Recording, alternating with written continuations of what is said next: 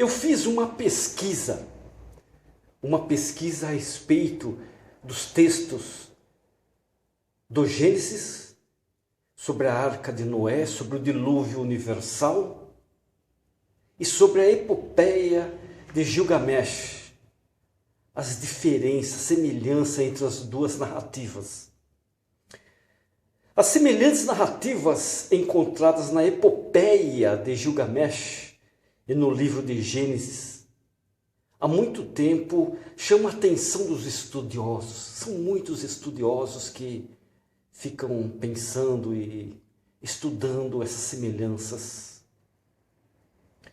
Às vezes até colocam em xeque a veracidade dos textos bíblicos, que eu acho um absurdo colocar em xeque, porque os textos bíblicos são textos inspirados pelo Todo-Poderoso. A descrição do dilúvio da Babilônia é mais rica em detalhes e semelhanças com a descrição que aparece no livro de Gênesis. Na epopeia, Gilgamesh, vamos entender, Gilgamesh parte em busca da imortalidade e para isso precisa obter esse segredo dos deuses com o imortal Utnapishtim. Para encontrá-lo, Gilgamesh enfrenta uma longa jornada, cheia de perigos e provações. Ao encontrar Utnapishtim, ouve que este não poderá tornar imortal, mas poderá revelar ao herói como se tornar um. E conta sobre o dia em que os deuses, desgostosos com a sua criação, que é a humanidade, resolveram eliminá-la da terra. Naqueles dias, a terra fervilhava, os homens multiplicavam-se e o mundo bramia como um touro selvagem. Está no texto de Gilgamesh. Vamos continuar. Esse tumulto despertou o grande Deus Enlil. O grande Deus Enlil. Ele ouviu o alvoroço e disse aos demais deuses reunidos em um conselho: o alvoroço dos humanos é intolerável. E o sono já não é mais possível por causa da barbúrdia. Os deuses, então, concordaram em exterminar a raça humana. Está em Sanders, a epopeia de Gilgamesh, 1992, página 149. Vamos agora ver a semelhança com Gênesis. No livro, nós lemos o que está no livro de Sanders. Vamos ver agora no livro de Gênesis. Gênesis capítulo 6, versículos 5 e 6 e o versículo 11. O relato não deixa dúvidas sobre a similaridade dos dois textos. Vamos ver. Viu o Senhor que a maldade do homem se havia multiplicado na terra e que era continuamente mau todo o desígnio do seu coração. Está aí no livro de Gênesis. A terra, abre aspas, a terra estava corrompida à vista de Deus e cheia de violência, fecha aspas. Farei desaparecer, abre aspas de novo, farei desaparecer da face da terra o homem que criei. Tá? O homem e o animal, os répteis e as aves do céu, porque me arrependo de os haver feito, fecha aspas. O Deus da água doce da sabedoria,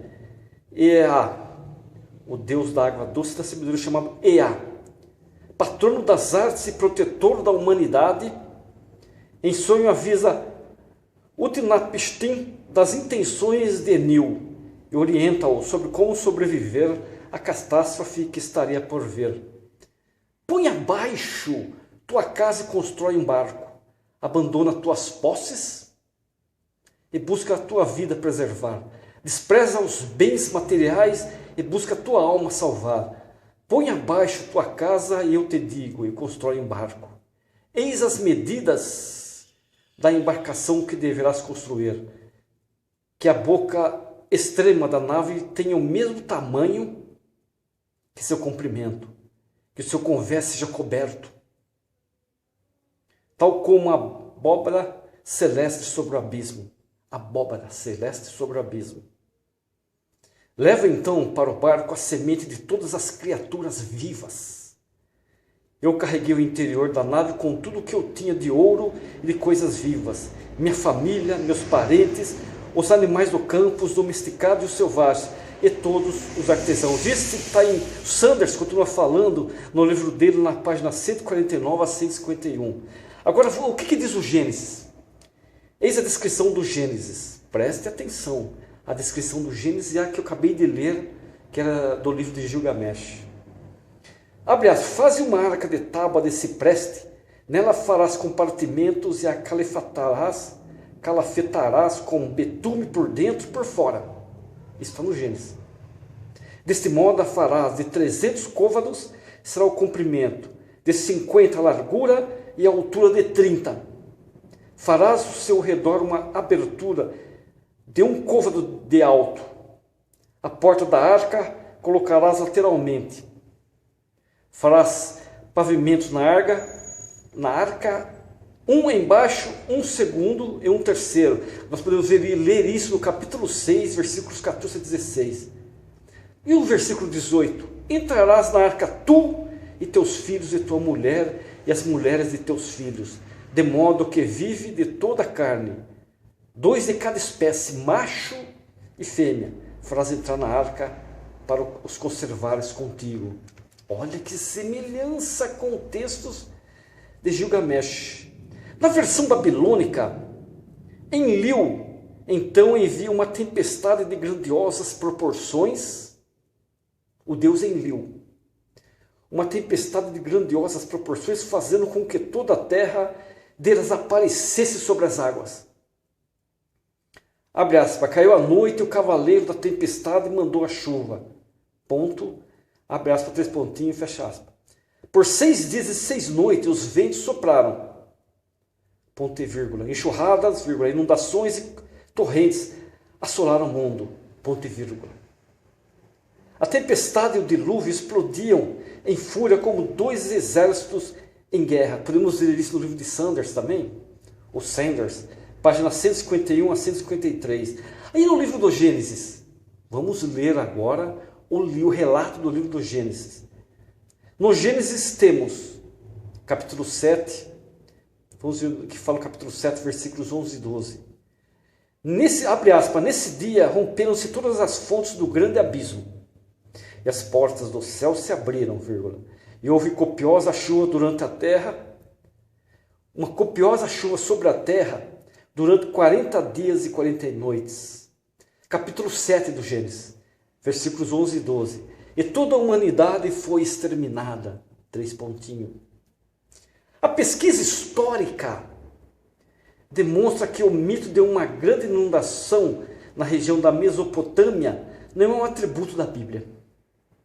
À medida que a lenda de Gilgamesh trata da mesma questão, inclusive com semelhanças morais, a revolta do plano divino contra a perversidade dos homens, também é idêntico. Nesse sentido, cabem as seguintes questões. 2 pontos. Seria a narração bíblica apenas uma adaptação das lendas da Mesopotâmia construídas durante o exílio dos judeus na Babilônia? Uma pergunta. Ou então,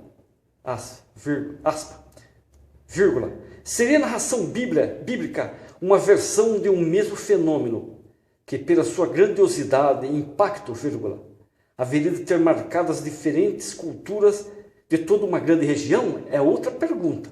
E por último, se considerarmos tratar-se apenas de uma lenda, por que essas narrativas tanto se assemelham? Uma pergunta. As respostas para esses questionamentos ainda estão por ser esclarecidas à luz da pesquisa histórica e arqueológica. Ainda mais se levarmos em consideração que os mitos referentes a inundações de grandes proporções povoam não apenas os povos do Oriente Médio, ou do Oriente Próximo, mas também os da Ásia Menor e até mesmo da Índia e China. De certa forma, isto pode ser explicado por tratar-se de regiões que possuíam relações através de rotas de caravanas e outras formas de contatos comerciais. Eles podem falar sobre esses mitos. No entanto, como explicar lendas de inundações entre os celtas? Como? E, o mais intrigante, como relacionar as semelhanças entre os relatos da Bíblia e os dos sumérios com lendas de povos da América. Como os incas falavam sobre isso, os astecas.